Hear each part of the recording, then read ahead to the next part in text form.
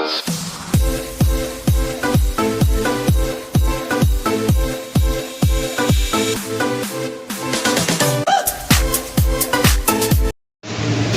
guys, magluto tayo ng ulam. Magtula tayo ng isda. Yan yung isda natin.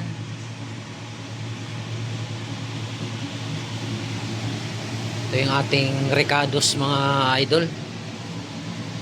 Tsaka yan yung gulay natin, spinach. So ayan, may kumulo na tayong tubig. Una kong ilalagay yung tanlad. Then luya, atsal or bell pepper,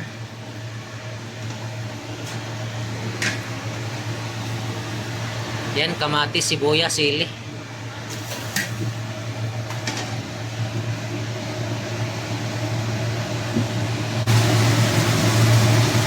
So yan guys, maglagay tayo ng asin. Maglalagay rin tayo ng konting bitsin para masarap yung sabaw natin. At paminta na buo, dinurog ko na lang.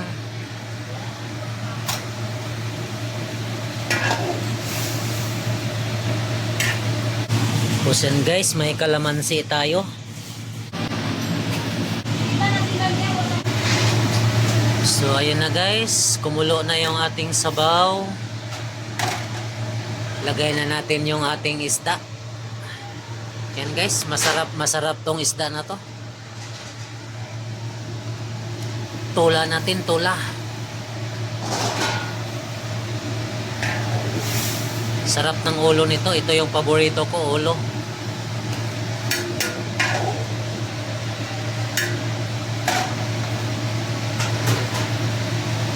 Yan, takpan lang natin ng saglit.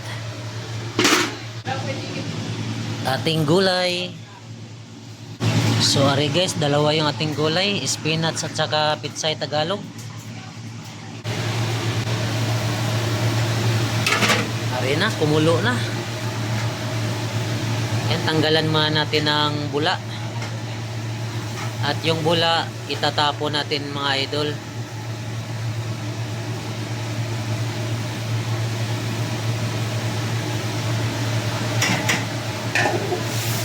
So ayan na, sarap yung ating sabaw.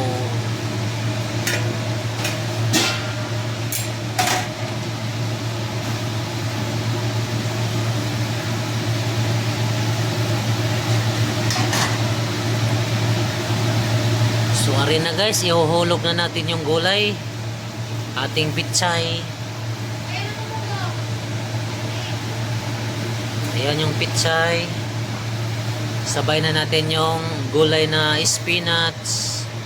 Sarap daw to mga idol. Spinach, maganda raw to sa katawan. Kaya sa tuwing nagsasabaw ako ng isda, ito yung ginagamit ko. Or dahon ng sili.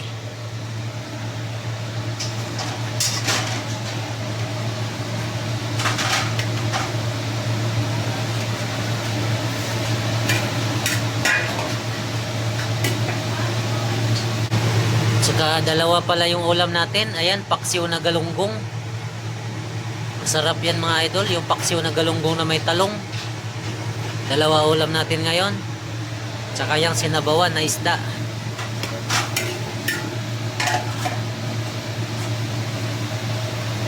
So ayan, ihuhulog ko na yung kalamansi para mawala yung lansa sa isda.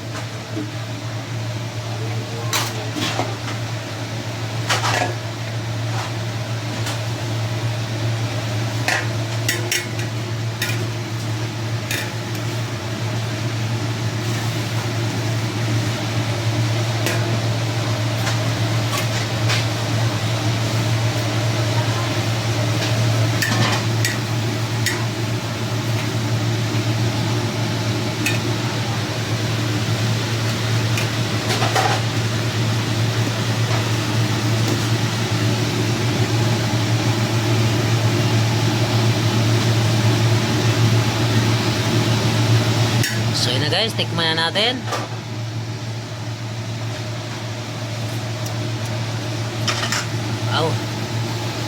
Sarap na yung ating sabaw. So ayun guys, para complete package, lagay tayo ng konting patis.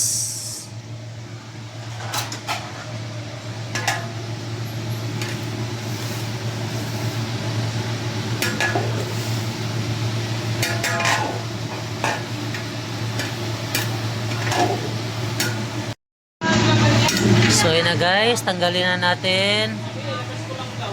Dito. Sinabawan natin isda. So ayan mga idol, kain na po tayo. Luto na yung ating sinabawang isda, tula.